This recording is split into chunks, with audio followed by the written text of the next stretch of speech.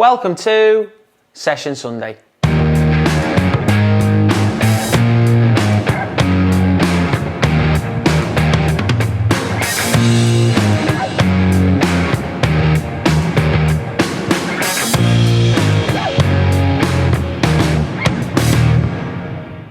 Hi guys, it's Jack Edwards and today's session is focusing on a defensive mid-block.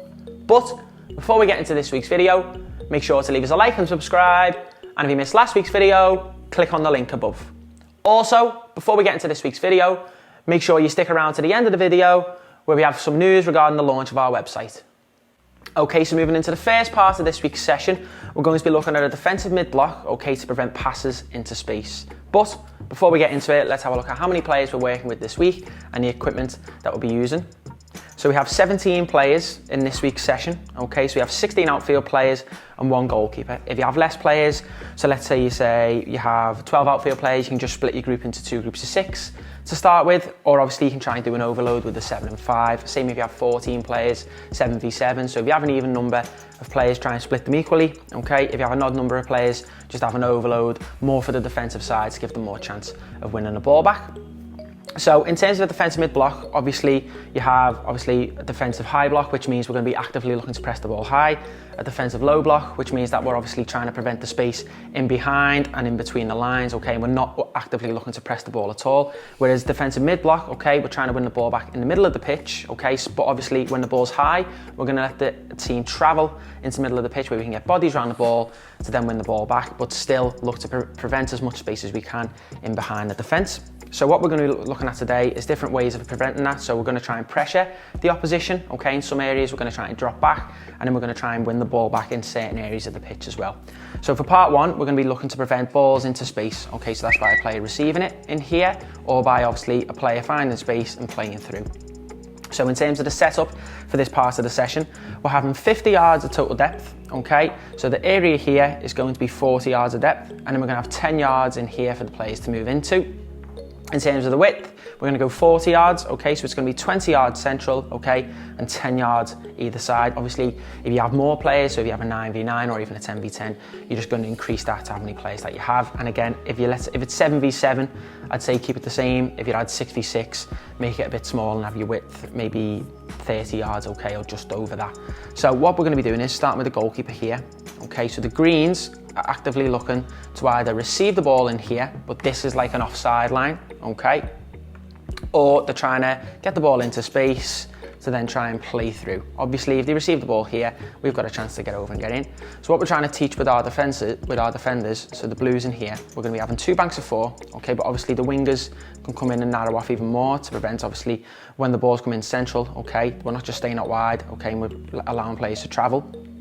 What we're looking to do is reduce the space in between the lines, okay, so reduce the chances of players receiving the ball in these areas here, okay.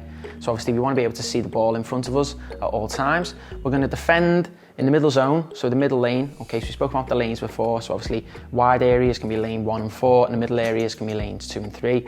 So then if the ball comes out here to lane 1, obviously as a team, we're going to look to defend in lanes 1 and 2, okay.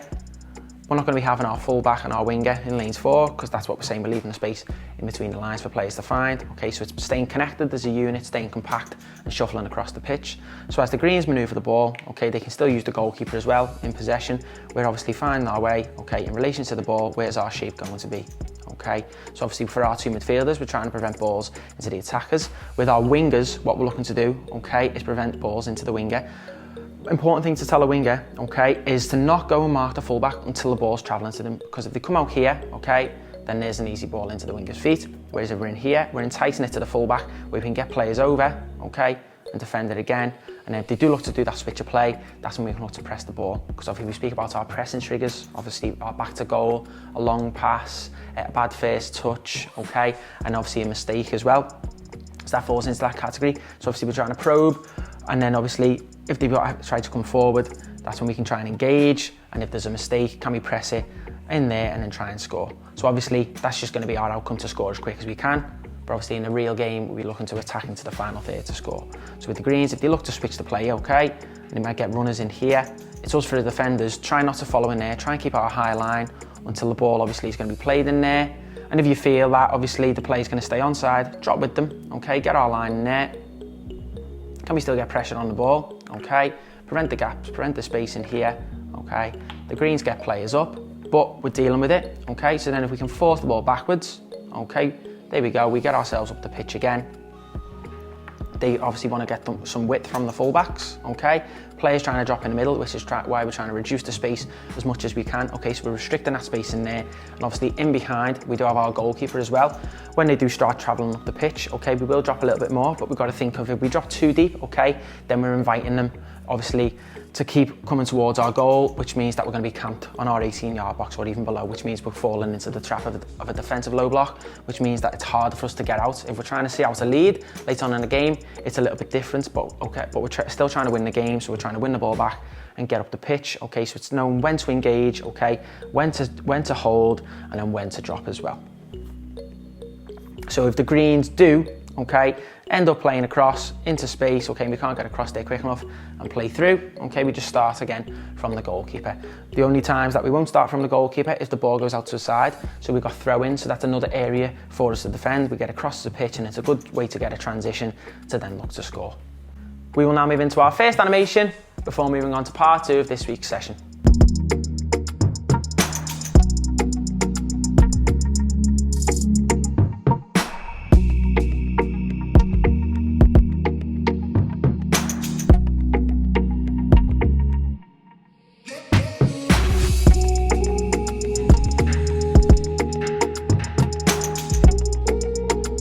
Now moving into part 2 of this week's session, we're now focusing on a small-sided game, okay, looking at pressure in the ball carrier. So we're still setting up in the defensive mid-block, okay, but we're going to change the formation a little bit. So we're going to have our back four. In here, we're going to have three midfielders in front, okay, which is going to have a defensive midfielder, and we're going to have one player ahead of that. So it could be if you play a diamond, or you play 3 flat midfielders with your striker, so we're just getting rid of the wingers, okay. So obviously you could see this with the Liverpool team, all right, in terms of that the midfielders come into wide areas to help defend, okay. And then obviously you will have your front three, which looks to press high with the midfielders, but when the ball comes into those areas, when teams play out of that high press, okay, the midfielders have got to get across quickly, okay, to obviously help the fullbacks. So in terms of the setup, we're going to have 60 yards of total depth, okay. That is obviously if you're doing 8v8 or around about the same area. If you have a 7v7, you can bring it in a little bit, and then with the 6v6, you'd bring it in a lot more.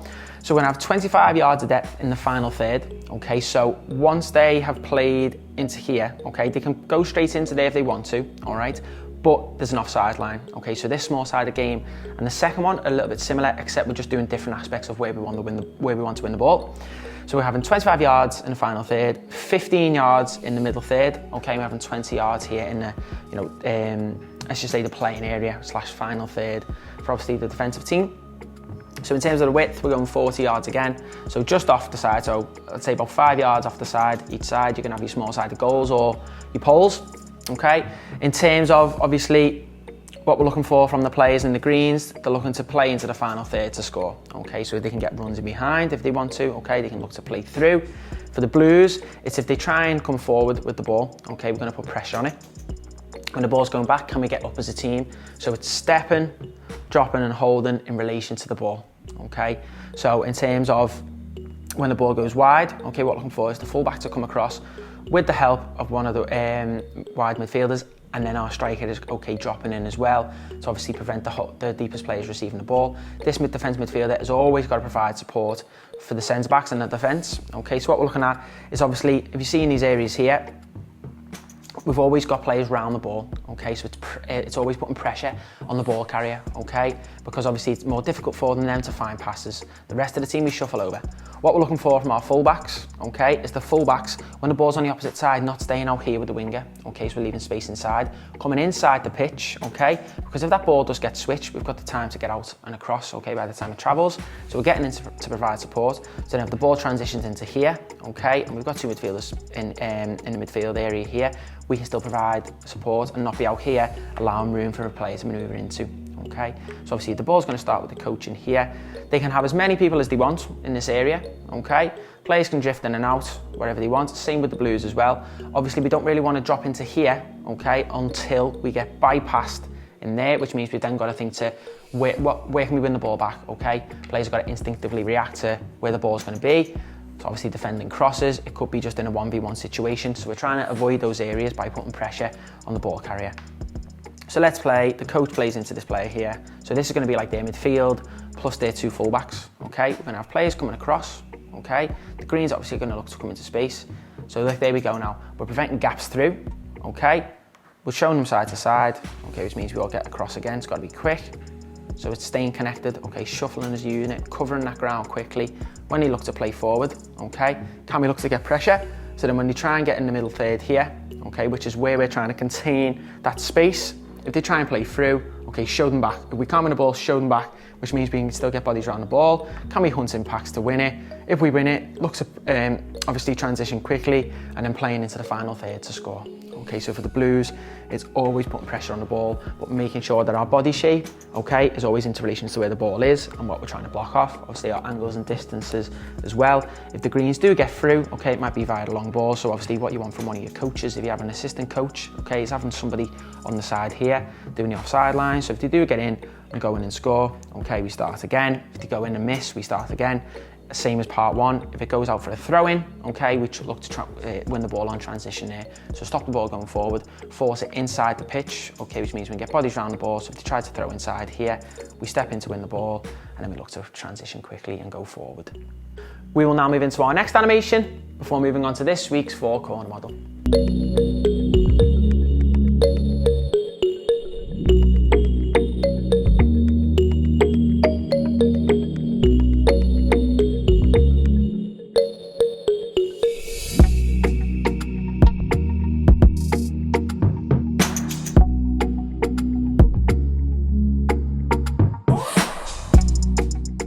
Okay, so taking a look at this week's 4-corner model, starting off with technical and tactical, one of the main things we're looking at is staying compact, okay? So reducing that space in between the lines, okay? So if a player isn't shuffling across and isn't staying connected with the midfield or the defence, okay, then obviously gaps are going to appear. So it's important for us to work as a team, communicate and organise, okay, to make sure we're all staying in our positions, okay, shuffling across the pitch as a unit. When the ball's central, we're preventing space in between the lines. When the ball goes wide, we all shuffle wide. Next is obviously stepping, dropping and holding. So that's in relation to the ball. Okay, so when the ball's travelling forward, okay, are we going to drop as a team? Okay, if there's no pressure on the ball. Always if there's no pressure on the ball, we look to drop, obviously to avoid spacing behind, to avoid the balls getting played in behind the defence. We're holding, obviously, if the ball's shuffling from side to side, okay, we're holding that space, we're preventing that space. And obviously when the ball travels further back, okay, we're going to step as a unit, okay, to get further up the pitch, which means we can then look to press the ball carrier, obviously in the right situations. And then finally, covering the ground quickly, okay, so stepping up quickly, okay, getting across quickly, getting out to the wingers, getting out to the fullbacks, putting pressure on players in midfield, okay, it's got to be quick, okay, and we've got to do it, obviously, with urgency as well. And then looking at our psychological corner, starting off with awareness, okay, so both positional and spatial, okay, so making sure we're scanning our surroundings all the time to make sure that we know where the opposition player is and where we know where the ball is as well. So obviously our position in relation to where the ball is, okay. Looking at our concentration, so making sure that we're not switching off, because all it takes is a split second for the attackers to get a run. So obviously making sure we scan that shoulder. Are they going to come on the back of the defender? They're going to try and make a run in front. If so, it's important for the players behind to give information to the players in front, so the defensive midfield, to tell players where, you know, they might have a winger coming in between the lines to try and receive it, okay? So plugging those gaps in there. And then finally, anticipation. So obviously then, the previous things go into that, we can try and anticipate where the ball's going to go. So players being sharp and switched on to win the ball back. Moving into the physical corner, starting off with our body shape. Okay, so it's vitally important, especially for the wide players as well, to have a body angle where they're trying to prevent those passes into the winger, okay, but also being able to turn quickly to go out to the fullback and having eyes on the ball centrally. Okay, so same for everybody. Okay, so making sure our body shape is preventing balls going through. Okay, because if we're too turned to one side, it's harder to adapt and the balls can get played through. So we've just got to put ourselves on a side angle, okay, making sure that we're always turning as well in relation to where the ball is and where we're trying to prevent the space. Next up, we're looking at speed to cover the ground quickly. Okay, so we've got to do it quickly. We can't just be obviously jogging over into somewhere. We've got to do it quickly, okay, with intent. And then we're putting pressure, obviously, on the opposition when they receive the ball, okay, that they know they've got to have a good first touch. Otherwise, we're going to look to win the ball back, okay. They've got to be sharp themselves because we're putting the pressure on them. And then finally, endurance. So making sure we can do that. So stepping, dropping, holding, getting back up the pitch, putting pressure on, covering the ground quickly, doing it for a long period of time, as we would be obviously trying to do in a game situation. And then finally, our social corner, so communication.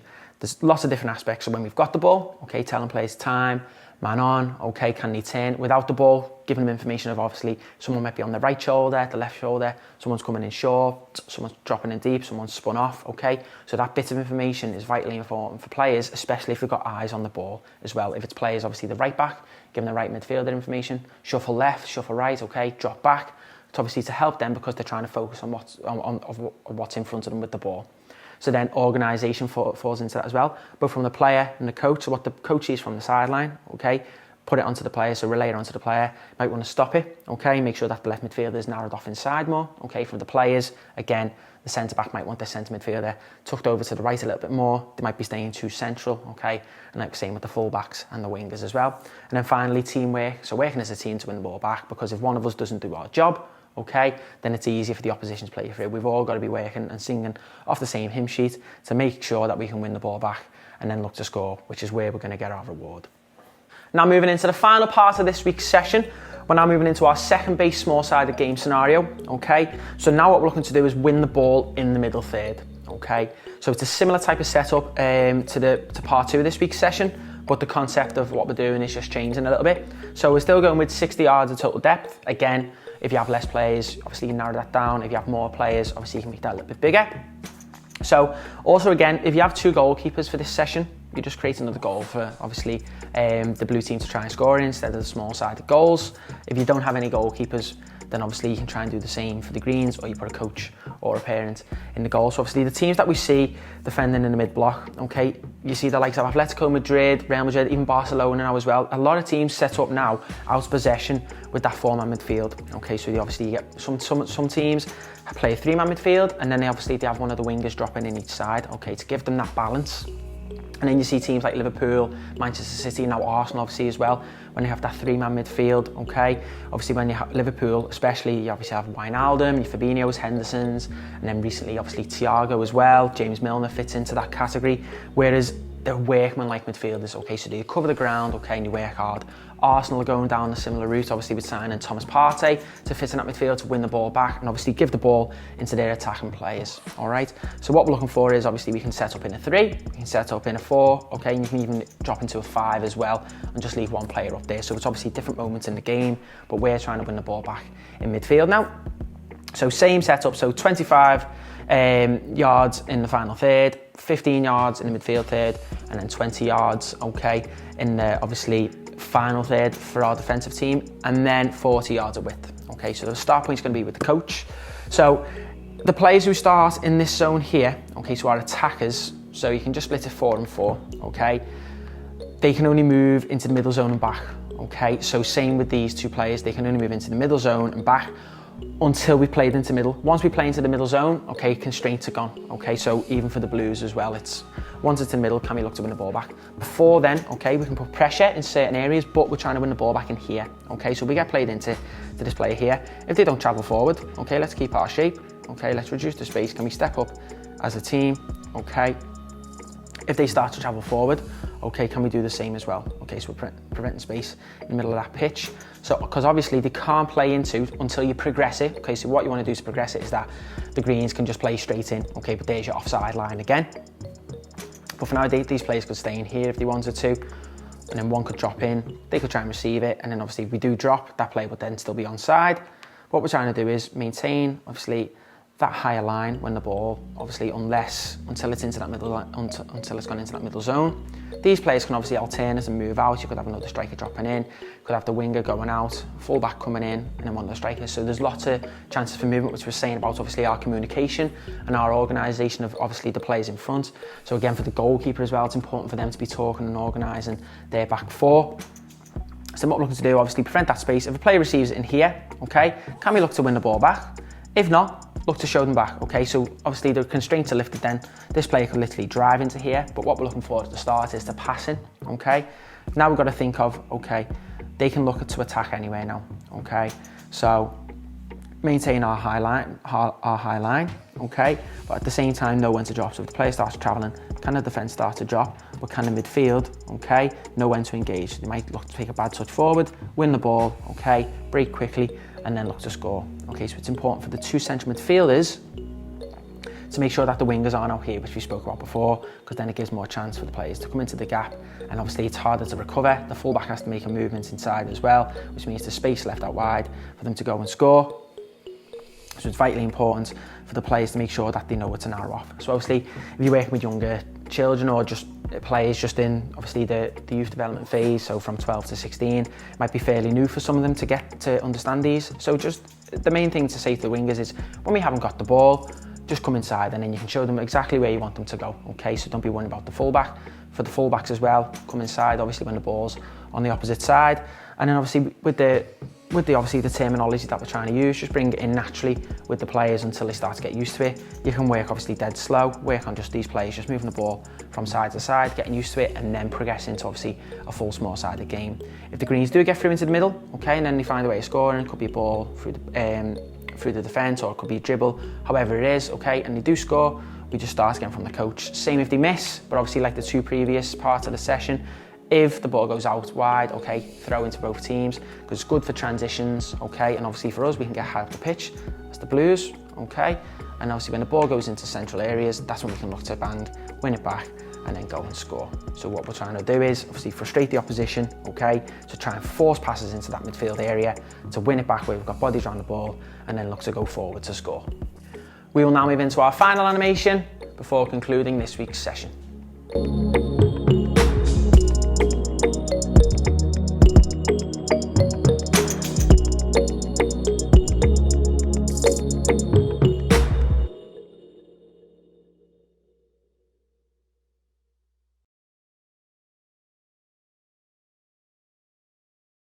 Thanks for watching this week's video.